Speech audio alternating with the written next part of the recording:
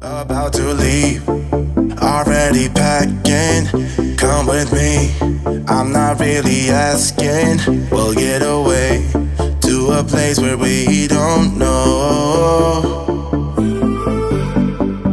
About to see the world in action, what we can be, life with no distractions. We'll get away, this is what we waited for. Take my hand, we'll make it somehow. We can't miss out. I'm done living life with the lights out. Die with my own doubts. Be free with me. Let's go, let's be free with me.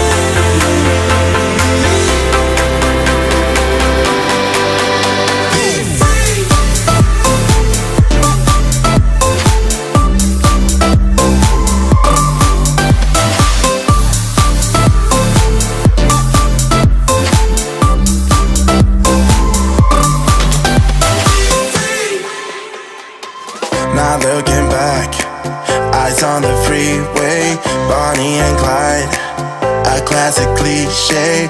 We're on the run, this is what we waited for. Take my hand, we'll make it somehow. We can't miss out.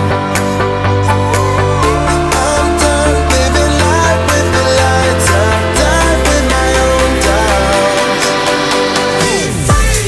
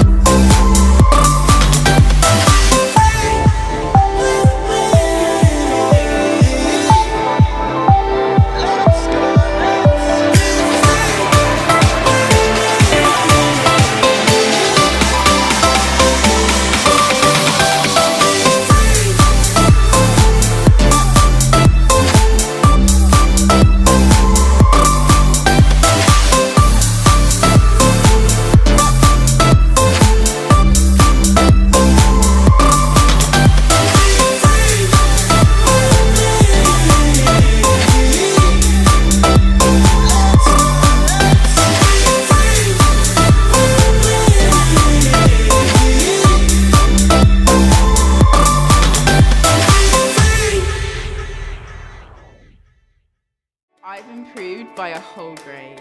I've improved by a whole grade. by a whole grade. By a whole grade. My teacher isn't just Mr. Maddock. It's a whole teaching team made up of James, Mike and Marta. My classroom's all about doing and applying. My days standing at the front of the classroom with a PowerPoint are long gone. I master every concept by learning at my own pace. I spend 100% of my class time interacting and supporting individual students. I move on only when the moment is right for me, not the whole class. I know what each and every student is mastering and struggling on at every moment. I know exactly what I need to learn next, and I can go back and review material at any time. I spend my teaching time supporting and inspiring, not planning, delivering and marking. I can learn from anywhere at any time. I can switch off when school closes, knowing they are learning from the best. My teacher has my homework marked before I get to class. I set every piece of homework at the start of the year. I'm 2 weeks ahead of my expected progress. I can track everyone's progress with a swipe of a finger. I can track my own progress and set my own targets. I now have time to focus on developing the skills of every learner in my classroom. I know exactly what it means to explain, evaluate and analyse, and I'm not afraid of any exam. My lessons are now far more about the skills and the application, not just the content itself. I've completely remodeled what it means to be a teacher in my classroom.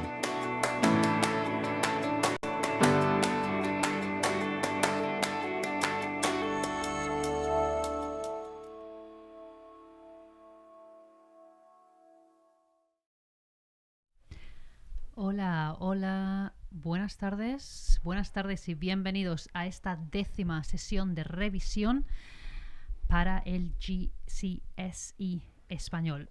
Hoy es jueves 17 de mayo de 2018. Es la 1 de la tarde.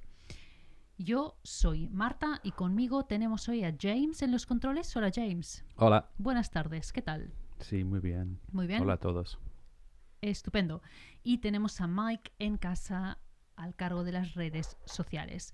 Hoy la revisión trata sobre el medio ambiente y también sobre los sin techo, personas que no tienen hogar. Y también en la revisión también vamos a hablar del presente de subjuntivo. ¿Ok? So, let's start with a few reminders. En primer lugar, recordad las notas, ¿sí? Tenéis las notas aquí, en la descripción. Si no las tenéis todavía, en la descripción clicáis y tenéis las notas. Remember, your note sheets are there for you to take notes while I'm explaining the bits and bobs, the vocabulary, the grammar, the bits that I have to explain. Please do take notes and also do the practice activities because they're going to help you, okay? En segundo lugar, suscríbete a YouTube. Aprieta, suscribe, okay? We can only offer this if we've got a lot of people watching, a lot of people subscribing to our channel. So please do subscribe and turn notifications on. Check. Okay, tercero, contáctanos. Interactúa. Interact with us. The main way how we would like you to interact with us is through our interactive question, which today is on homeless people. I'm just arriving there now. I'm wrong. It's on present subjunctive. Yeah, you there? Yeah. Mm-hmm. Okay. So, how do we need to do it, James? How do we do the interactive question? Entonces, ligáis aquí a theeverlearner.com. Se clica aquí en noticias, news. Después hay este post. Se llama Interactive Questions. Se clica aquí. Y después, abajo de todo, tenemos aquí Subjunctive, Session 10, Subjunctive.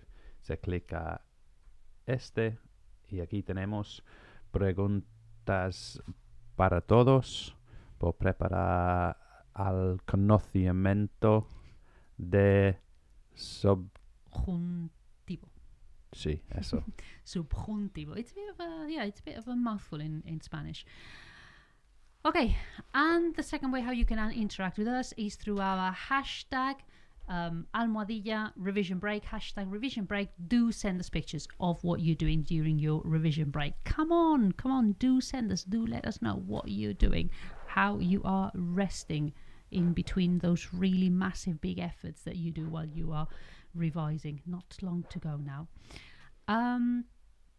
And yeah, that's basically it. Just remember microphones, changing volume. You may need to adjust the volume, and also remember that you can drag back, pause, go for a wee, go for a drink, come back. I'll still be there. All right? Yeah, that's a really important point, guys. If you're taking this session live, you can pause on the DVR. We have DVR on there. You can pause and drag back. So feel free to do that. If something goes a bit too fast for you, pause and drag back. We might be on for an hour. You might be on for an hour and a half. It doesn't matter. The stream will keep being there available for you. Exactly. And especially if you're taking notes, it is normal that I may, I might write things quicker than you because you may need to look at the screen and how is that spelled. So yeah, please do pause and then play again. Okay? So, ¿estamos listos, James? Sí, el medio ambiente, ¿sí? El medio ambiente, exacto. Pues si estamos listos, vamos a por ello. Vale, pues vamos, en esta sesión vamos a hablar de el medio ambiente y también vamos a hablar de los sin techo. ¿Vale? Primero vamos a hablar de el medio ambiente.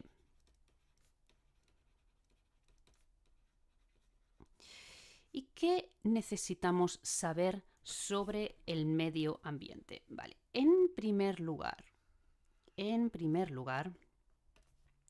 saber que vivimos en un planeta. This is my attempt at drawing a planet It's not very good. It looks like, I don't know, some sort of weird, strange planet from somewhere in the universe. It's meant to be the Earth, ¿vale? Esto es la Tierra, ¿de acuerdo? Así que podemos decir que vivimos en la Tierra. También podemos decir que este es nuestro planeta.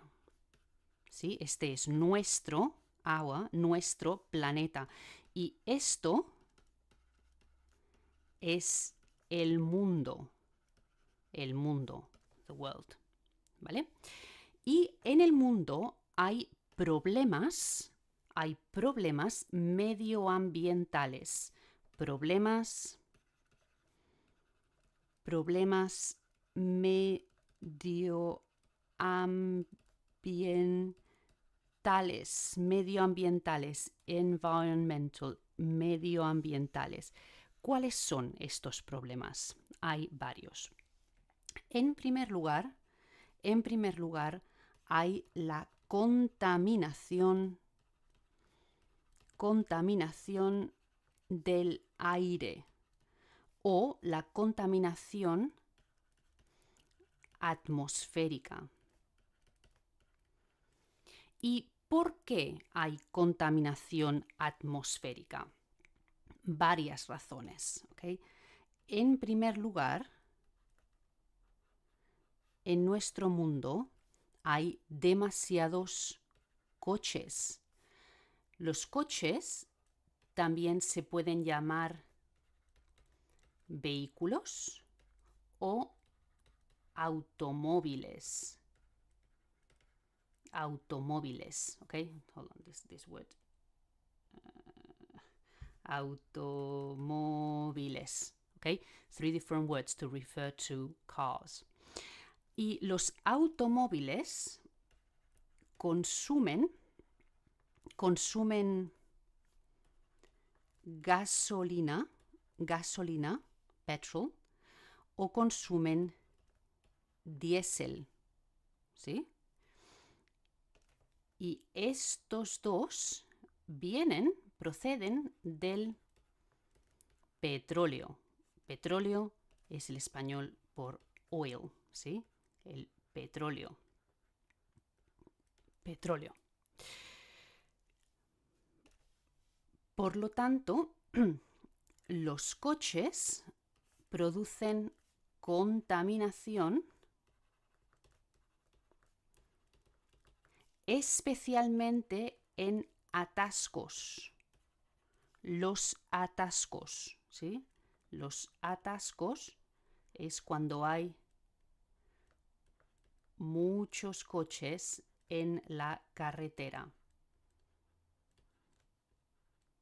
¿Sí? Atascos, jams.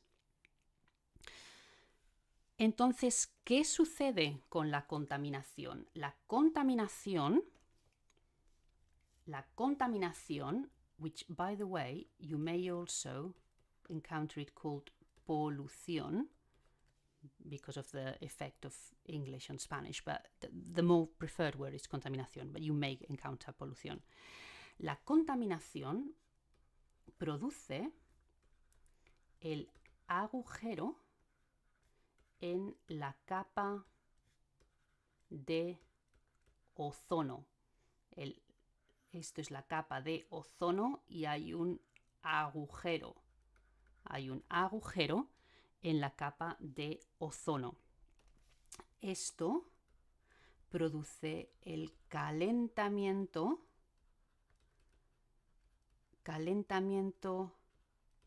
global, ¿sí? El planeta se calienta, la temperatura sube. Y esto lleva al cambio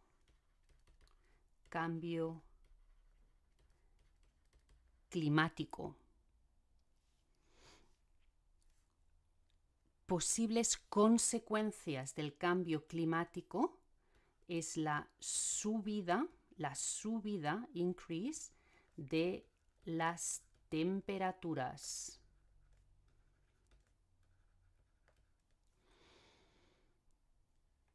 También hay la sequía, drought, sequía. Y también hay las, I'm running out of space, las inundaciones, floods. ¿Vale? Hay subida de temperaturas, sequía, inundaciones. ¿Vale? Así que esto es consecuencia de la contaminación atmosférica. ¿Qué más? ¿Qué otros problemas medioambientales hay? También hay consumo excesivo de recursos. Consumo excesivo de recursos. ¿Y a qué lleva este consumo excesivo? Lleva a escasez, la escasez, scarcity, ¿okay? Escasez también es lo mismo que decir la falta de, lack of, ¿okay? La falta de comida o alimentos o la falta de agua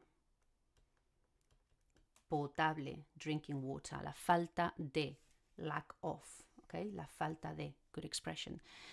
Y esto también puede llevar a el hambre, ¿okay? El hambre, hunger. Sí, o a la sed, thirst, ¿okay? Hay gente que puede morir de hambre o de sed, ¿yeah? Morir de, to die of, morir de hambre o morir de sed. Otros problemas medioambientales son también la contaminación del agua. La contaminación del agua. ¿Y por qué hay contaminación del agua? Bueno, puede haber, a veces hay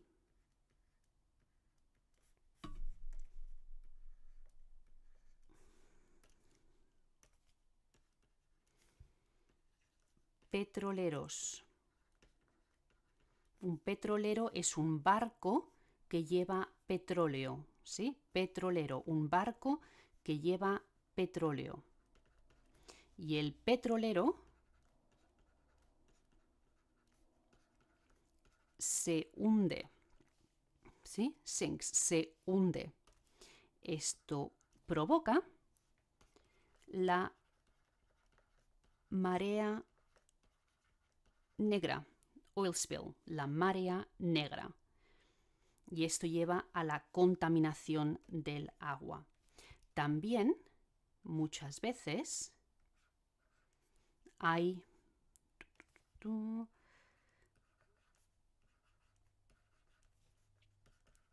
las fábricas. Las fábricas también contaminan el agua, ¿de acuerdo? Las fábricas emiten vertidos. This is like wastewater, ¿ok? Vertidos. Y también emiten gases, ¿sí? Y todo esto lleva a la contaminación del agua y también puede llevar a la lluvia ácida, acid rain, la lluvia ácida, y a la deforestation, la deforestación, podríamos decir la deforestación de la selva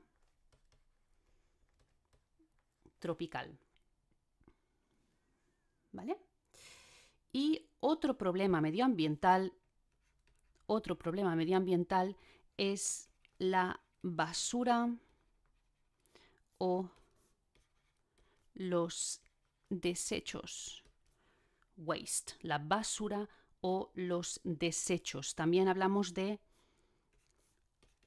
los residuos, como el plástico en los envases. Envase es packaging. ¿De acuerdo? El plástico de los envases provoca problemas medioambientales, especialmente en los océanos. ¿Sí? Los océanos. Y como consecuencia hay especies animales y vegetales en peligro de extinción. ¿Okay? En peligro de extinción. ¿De acuerdo? Vale, esto es un panorama triste. Es triste, pero hay soluciones.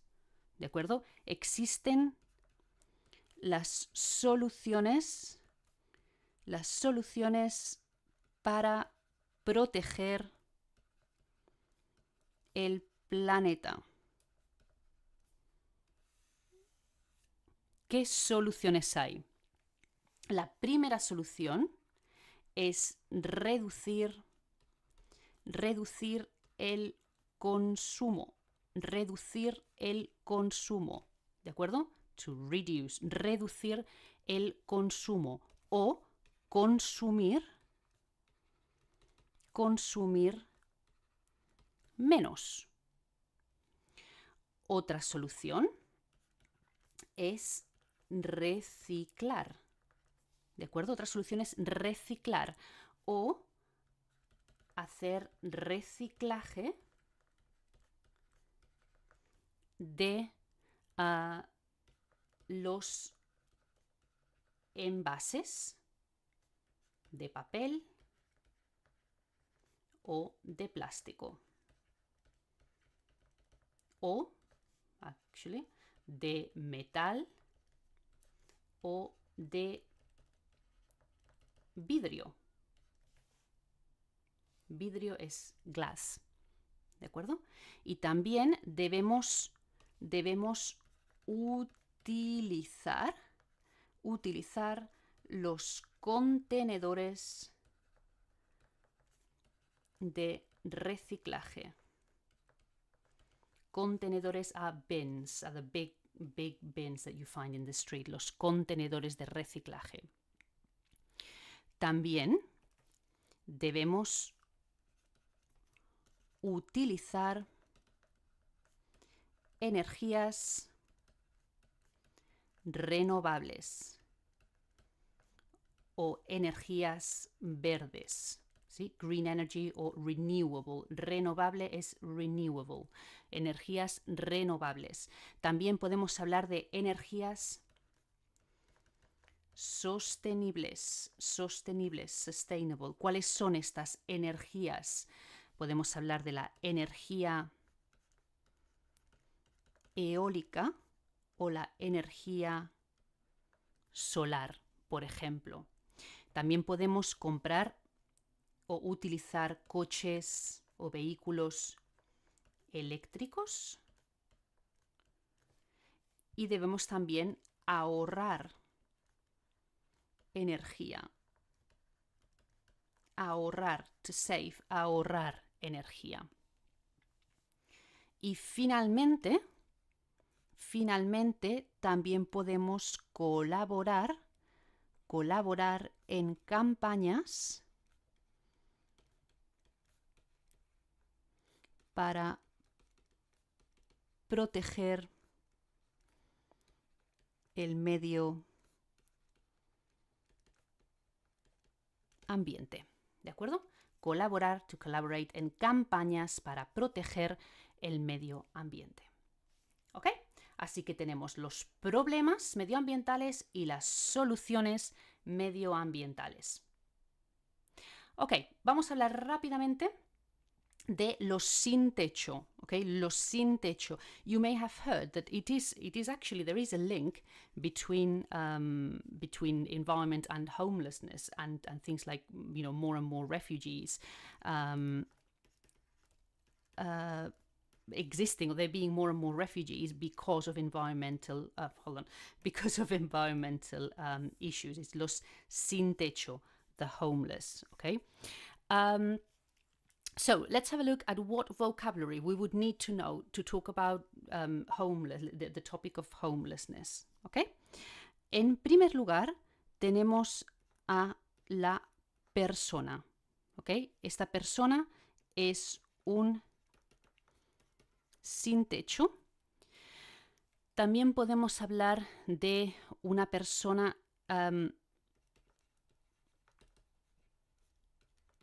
indigente. Indigente is also an adjective to talk about someone who hasn't got anywhere to live. And often we can also talk about una persona necesitada.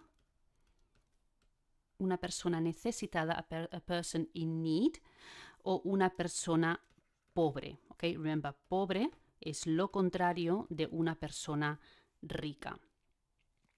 Another expression which is not directly linked to sin techo, but you may find it in a text, okay, talking about, of course, people like refugees may have more chances or more probabilities of ending up homeless when they go to another country. So it may be interesting to know about los refugiados. Okay, the word for refugees. And also we've got the expression in Spanish, los sin papeles. Los sin papeles, que son los inmigrantes ilegales. Okay, illegal immigrants. So you've got without a roof, without papers. Okay, so without a roof, homeless, without papers, someone irregularly in a country. Okay. Vale. A esta persona, ¿qué podemos decir de esta persona? What can we say about this person's circumstances? We can say no tiene dinero. Esta persona no tiene dinero. O le falta dinero, le falta el dinero. O le hace falta o necesita. Okay? These three expressions are ways of saying this person needs. Okay, this le falta, he's lacking, and these are two ways of saying he or she needs. So interesting expressions. And we could say no tiene dinero, hasn't got money, or le falta el dinero.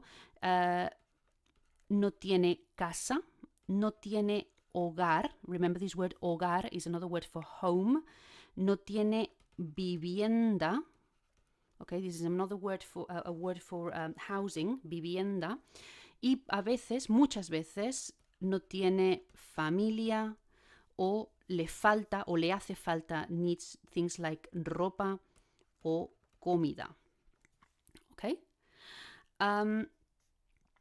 ¿Cuál es el problema? El problema o el origen de esta situación. El origen es la pobreza, poverty. También podemos hablar de la desigualdad, inequality. Igualdad, equality, desigualdad, inequality. También hay el desahucio. Not the most common word, but interesting if you talk or read about people who are thrown out of their houses. Okay, they're left without a house because they haven't paid or whatever. Okay, so desahucio is when you're kicked out of a place. And especially if you're planning on going and doing studying Spanish at A level, you will probably come across this word. Y también a veces hay problemas psicológicos. o problemas familiares. ¿Ok? A veces también hay problemas de adicciones, como adicciones a la droga o al alcohol, y muchas veces, normalmente, han tenido una vida dura, a hard life. ¿Okay? Muchas veces hay jóvenes que se marchan de casa. ¿Okay? Marcharse de casa, to leave, to abandon your house. ¿Okay? Marcharse de casa. This can be a reason for becoming homeless. ¿Y qué soluciones hay para el problema de los sin techo? Podríamos decir que se debe, notice this expression, se debe, one must, ofrecer un hogar. Okay, we must offer a house or a place to live. We could also say debemos, we must, debemos dar dinero. O debemos ayudar, important verb, ayudar, to help. También deberíamos, we should, deberíamos compartir los recursos. Share the resources. Compartir los recursos. Important expressions here, yeah? Deberíamos, we should, compartir, to share. Y finalmente, ¿qué más se puede hacer? Se puede, one can, se puede colaborar en organizaciones benéficas, charities. Okay? Okay, so I'm going to leave it here. I know there's a lot of content, a lot of vocabulary, but I think many of them are pretty similar to English. And, you know, if you do write about these topics, I think you're going to sound very smart. Okay? Right, I'll see you straight back.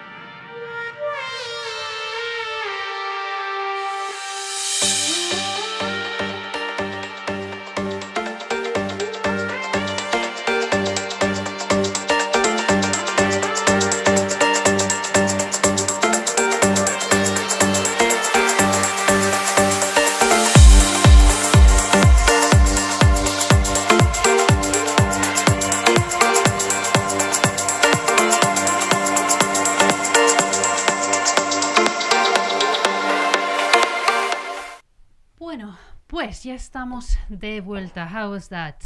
A lot of stuff, and to be honest, it's again in environment and sort of social things are one of those topics where you could keep going and going and going, because how long is a piece of string? How long do you where does the issue end? It doesn't really. So you could have endless vocabulary, but I won't.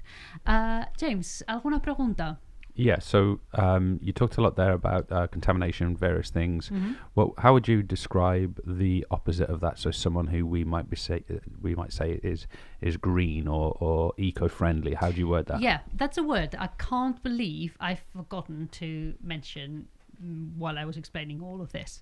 I've mentioned the word verde. Of course, the color verde is we use that in Spanish in the same way as you use the word green in English. So if something is green, is good for the environment, respectful of the environment. But of course, we've also got the adjective ecológico, okay? Ecológico, which is environmentally friendly.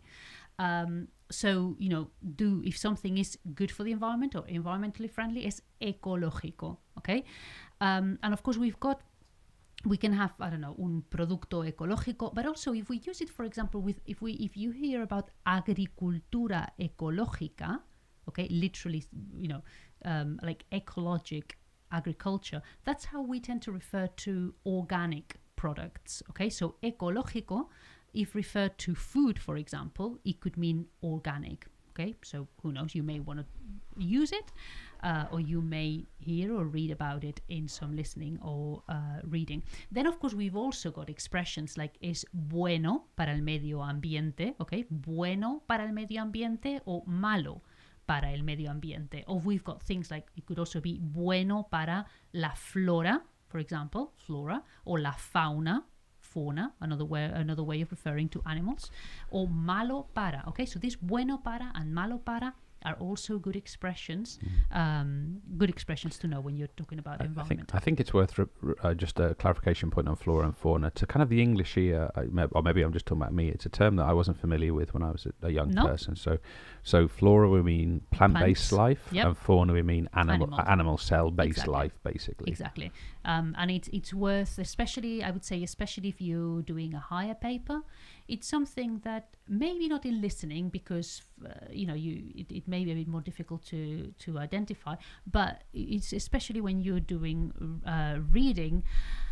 Remember that very often you're going to have to be dealing with scenarios where you don't hear the exact expression. So you may have on the paper, it might say something about animales or animales salvajes, and actually the piece of text will have the word fauna. And they will sort of expect you to make that link between, fauna is the same as animals, okay? So it's worth sort of thinking of synonyms, other ways of saying things, because as I said, if you're doing foundation, it's more likely that you will encounter the word you're expecting. But when you're doing higher, a lot of it is about inferring meaning, okay? It's about making those connections.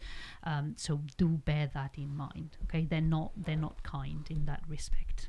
So I have another question. I don't know whether it's going to be beyond the remit of this particular session. I'm going to ask it anyway. I've driven through Spain a lot, and I've seen a lot of energy, sort of solar energy, wind energy production. But I looked at the figures recently, and I realised that Spain was still heavily reliant on fossil-based energy, and it's something that's kind of hard to understand because they have such abundant access to the sun.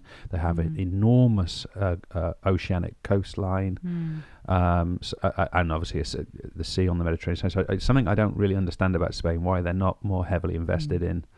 Yeah, I mean, in that. Yeah, this is definitely not something that, I mean, who knows? It's more like an A-level topic, is it? Yeah, okay. In terms of discussion, yes. I mean, there is, I suppose, exam boards surprises every year. So I suppose there is no reason why you couldn't find some listening or some reading about about the situation of sort of alternative resources of energy in Spain. But to answer your question, the main reason why those energies are not more important in Spain is because of the very strong grip that energy companies have on government, and the fact that that alternative energies or sustainable sources of energy are not promoted because of economic reasons, for the profit of the few, basically. What is economic hegemony in Spanish?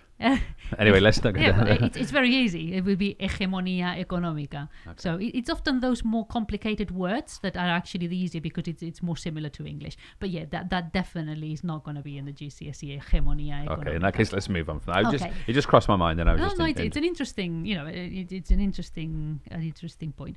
Okay, so we're now going to move on to the second part. So we're going to be looking at the what's it called again? Yeah, the present subjunctive. That's the one. And yeah, you ready? Let's go for it. And don't be afraid. Okay, let's go for it.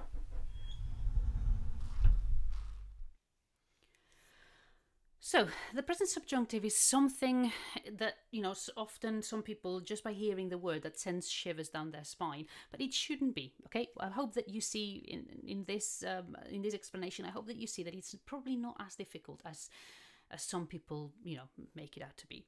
So, present subjunctive, what is it?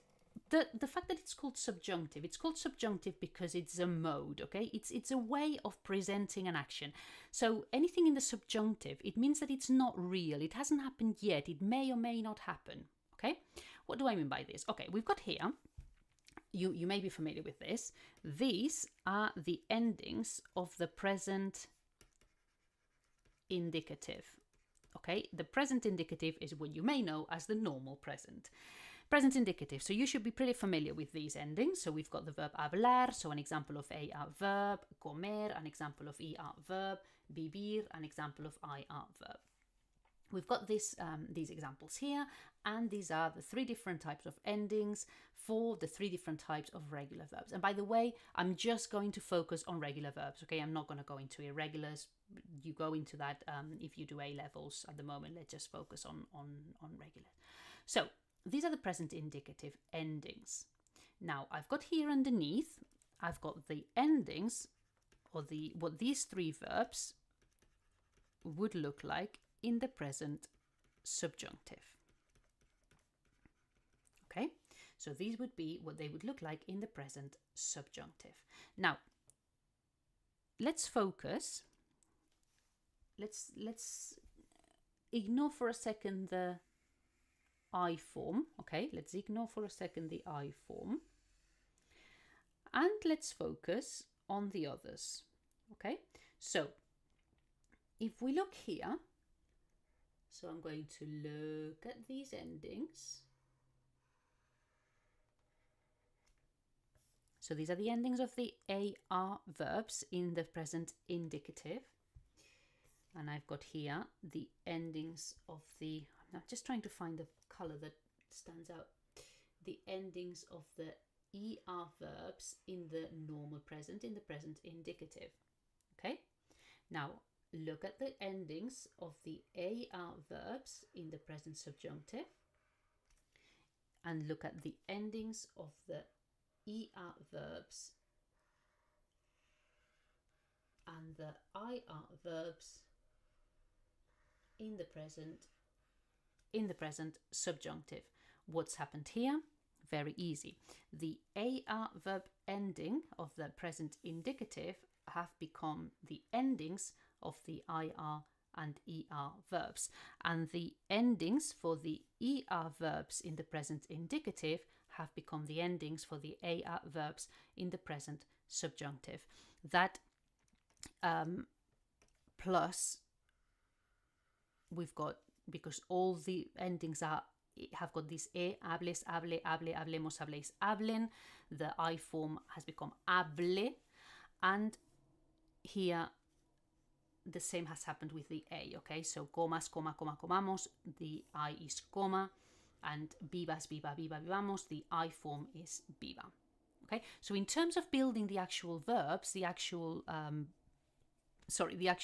present subjunctive, there isn't a lot of mystery to it. If you are good at your normal present or the present indicative, doing the present subjunctive shouldn't be a massive problem. Just a bit of getting used to, because it just doesn't sound as normal, but it's pretty straightforward, as you can see.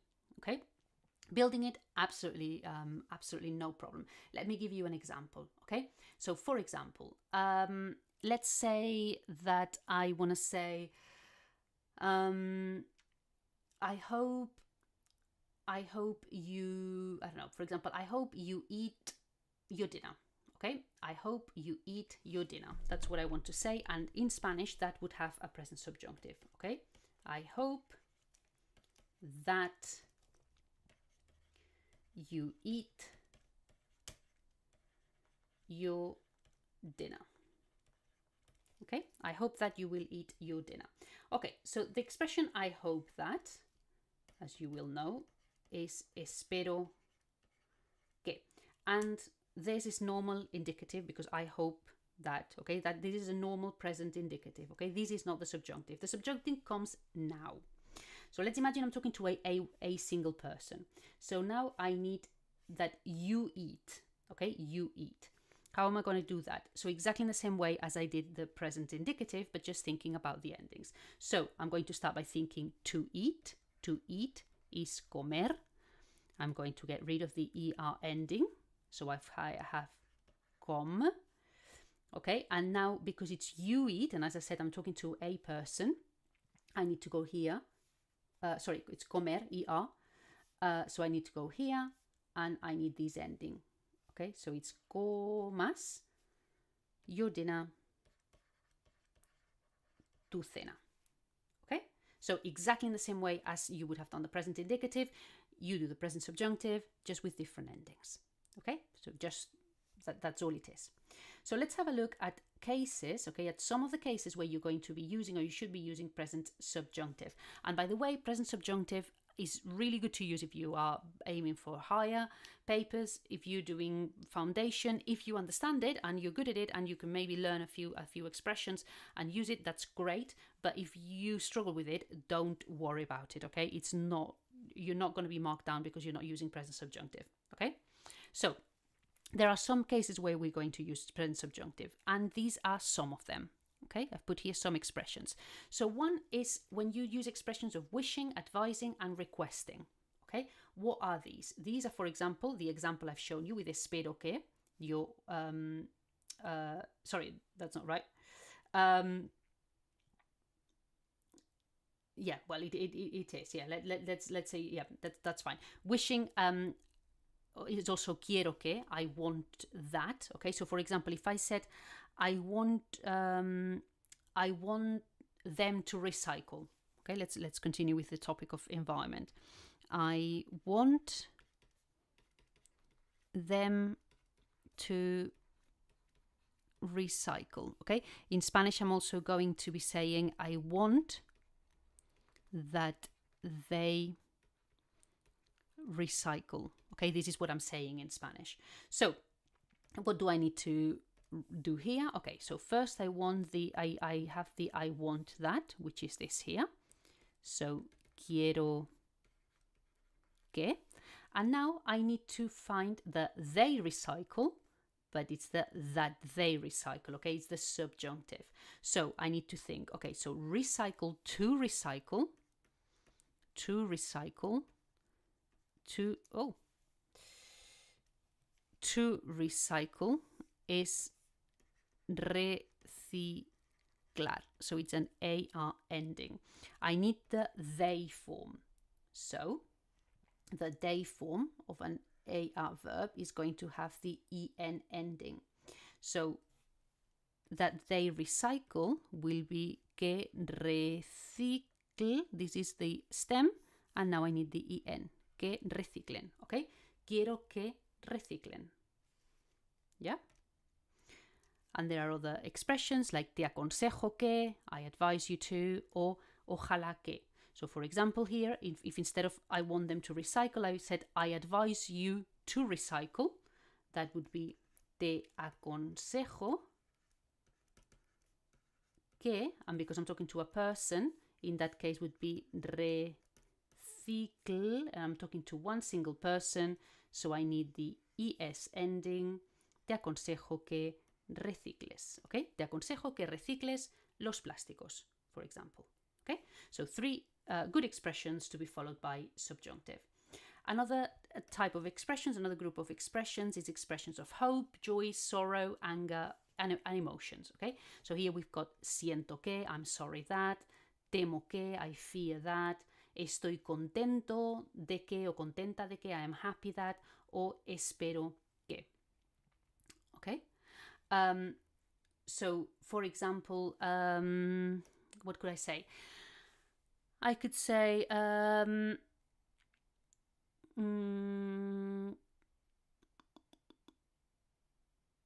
right, I could say I am sorry that you are ill. Okay, I am sorry that you are ill. So I am sorry that, siento que. Okay, you are ill. Okay, to be ill is estar. Okay, so to be is estar. I'm not sure you can see this color. Estar is to be. Now it's an AR verb, and although estar tends to be irregular, it's not irregular in this case. So because it's an AR verb, that you are, it's an ES. Oh, actually, it is a little bit irregular. Should have thought about that. Estés, it's got an accent, okay? Estés, so siento que estés enfermo or enferma, depending on who I'm talking to. I just realized actually estés is a bit irregular. It's just got accents, really. That's the main irregularity. But anyway, so I'm sorry you're ill, siento que estés enfermo. So that would make it subjunctive, okay? Another group of expressions that are that need subjunctive afterwards are these expressions of doubt, uncertainty, possibility, probability, necessity, okay? Es posible que, es probable que, es necesario que, quizá, tal vez, dudo que, all of these expressions need subjunctive afterwards. So, I could say something related to environment. Es probable que... Right, let me think. It is likely that we will consume less in the future. Let's say we're being optimistic. It is likely that we will consume less. Okay, so to consume is consumir, IR verb. So it is likely that we will consume less. Okay, I just need to go to the we form. Amos, ending. So all I need to do is es probable que and then I add the we ending. Consumamos menos. Okay, and here I have my subjunctive. Okay, and the same with all these expressions. Okay, so I could say, for example, maybe she will recycle. Quizá recicle. Maybe she will recycle, and that recicle is the subjunctive. Okay? Now, another case where we're going to use subjunctive is this one here, which is an interesting one. So after cuando and hasta que is until, with something that, is going to happen in the future. So if you want to say when I get home, and you're thinking of get home this evening, for example, so something that is going to happen in the evening. So I'm going to say cuando, and then to arrive is llegar, okay, llegar, so it's an AR verb, so of course the I form is going to have an E instead. Now here, the only thing you need to bear in mind is that that's going to happen with some verbs. So lleg, if I write this says llege. Okay, remember the G before the R, the E does H. So in this case, all I need to do is add a U in between. Okay, and this is not an irregularity. That's just because of how things, how things spell and how spelling translates into pronunciation. So cuando llegue a casa, I will do my homework. Haré los deberes, and this is a normal future, okay? But the verb that follows the cuando is in present subjunctive, okay? And finally, to give negative orders. So we've got the imperative to give orders, to give direct orders. Ven, come. Be, go. Calla, be quiet. Okay? But if I wanted to say negative orders, I will use subjunctive. And what do I mean by this? If I want to say, don't speak, I need subjunctive. So what do I need to do by this? I need to say, okay, you speak is hables. Okay? You speak is hables. And then I put the no in front. No hables. Okay? Another one, I don't know, saltar, to jump. I want to say don't jump. So if saltar is an AR verb, so again, the present subjunctive will be saltes, and I just need the no in front. No saltes, don't jump. Okay? So these are the main examples, the main cases where you're going to be using subjunctive. And as I said, if you feel confident with using it, or you want to use a couple of expressions here or there, great. If you don't see it clear, don't do it. It's fine. You'll be fine. Okay? Okay, so this is all. I'll see you straight back in the studio.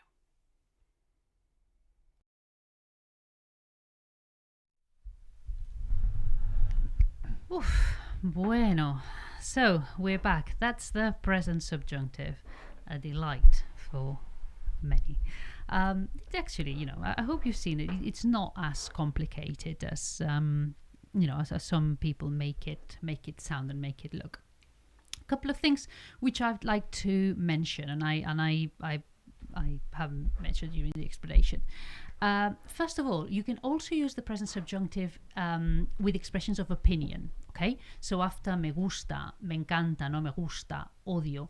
When you want to express an opinion on what someone else does, okay, what you think about what someone else does, you can use the subject, or you should use the subjunctive for that. Okay, so for example, while you may say, I don't know, me gusta cantar, which means I like to sing, which means I like it and I do the singing. If I say I like you, or I like it when you sing, okay, I like that you sing, then that would be me gusta que cantes. And notice that cantes is in the present subjunctive, okay, because I like that you sing. Can you see how the person who likes it and the person who does the singing is different? So in that case, I need the present subjunctive, okay? If I like to sing, I like it and I sing, so I don't need the present subjunctive just with infinitive, me gusta cantar, that's absolutely fine, okay? And it's the same with no me gusta, it's the same with odio, okay? For example, if I want to say to someone, I hate it when you call me, okay? Odio que me llames, okay? Again, using the present subjunctive. But otherwise, if you're just liking or disliking things that you yourself do, then you don't need the present subjunctive. Just with the infinitive, you're fine, okay? And it's the same as well for, you know, all these expressions I've given you, the espero, quiero, okay? Yes, if you hope that someone else does something, if you want that someone else does something, then you do need the subjunctive. But if you want yourself to do something, for example, I want to swim, quiero nadar. I want and I swim. So I don't need the subjunctive. With the infinitive, I'm fine. Quiero nadar. Or if you, for example, you may say, I hope to go on holiday. I hope to go myself on holiday. So I would say, espero ir de vacaciones. I don't need the subjunctive there. Okay? And the other thing as well, of course, you've got all those other expressions I've given you, the es importante, es imprescindible, es posible, es probable, es esencial, all those expressions. Of course, yes, you're going to use the subjunctive when you say it is important that someone does something, okay? So, es importante que, I don't know, Juan recicle. It's important for Juan to recycle, okay? So then we use the subjunctive. But again, as you will have learned, if you want to do general statements, like of the type of it is important to recycle, es importante reciclar, there again you use the infinitive and you're fine to go. Okay, so don't look at these expressions and think, oh my goodness me, every time I use the expression I need the subjunctive. No, you don't. If it's a generic, if it's a general expression, you don't. If you are doing something and, if you are liking, if you are hoping, if you are wanting, and you want, hope, or want, or like, or whatever, doing that thing, then you don't need the subjunctive. Okay, it's only when there are different people, taking roles there. Okay, I hope that is not too confusing. It shouldn't be. Okay, just think everything you've learned so far. Okay, if you've learned me gusta saltar, that is correct. That's absolutely fine. Okay, don't think that now you need to change it. No, don't. Okay. Okay, James, have you got any questions for me? No, I have it absolutely crystal clear, and I will be using it thoroughly and with regularity and consistency from here forward. I bet you will. I bet you will. Let me clarify. It is not. Please don't go into overdrive. Okay, don't go thinking, oh, I need to use the present subjunctive all the time now. No, just use it here and there. Okay, just to show, just enough. Okay, at this stage, it should be just enough so that you can use a couple of sentences to impress the examiner a little bit. But don't go mad, because you don't need to. Okay, that. Just be clear.